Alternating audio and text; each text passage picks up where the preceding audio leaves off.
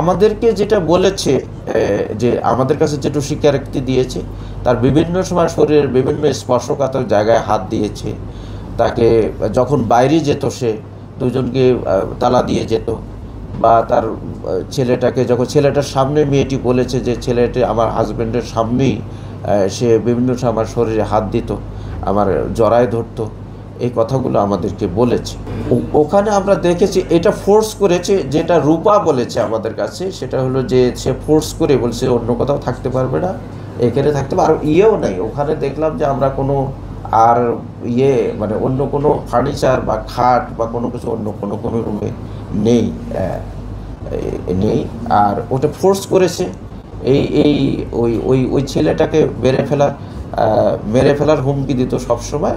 রূপা বলেছে যে আমার হাজব্যান্ডকে আমি খুবই ভালোবাসি, এই জন্য আমাকে, যেহেতু আমার এই কষ্টের কথাটাও আমি বলতে পারছিলাম না আমার হাজব্যান্ডকে, যেহেতু বলছে তুমি যদি এ কথা ওকে বলো তাহলে তোমরা কোনো কিছু একটা মেরে ফেলবো। বাথরুমের বাহির থেকেও ছিটকিনি দিয়ে, রুমের তালা দিয়ে, ওর একটা মোবাইল ছিল, একটা পার্স ছিল, আর ওই চাবির একটা গোছা ছিল, প্রায় 10-12টা চাবি বা 7-8টা চাবি হবে, গোছা নিয়ে এরা চলে যায়।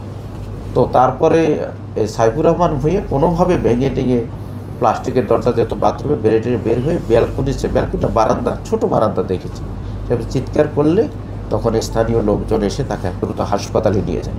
হাসপাতালে প্রথমে বাংলাদেশ মেডিকেলে নিয়ে যায়, তারা সেখানে নেয়নি এই পরিস্থিতি দেখে, বা তাদের সাপোর্ট ছিল না, তারা গ্রহণ করেনি। তারপরে তারা রেডিকেল হসপিটালে নিয়ে যায়, সেখানেও তারা নেয়নি।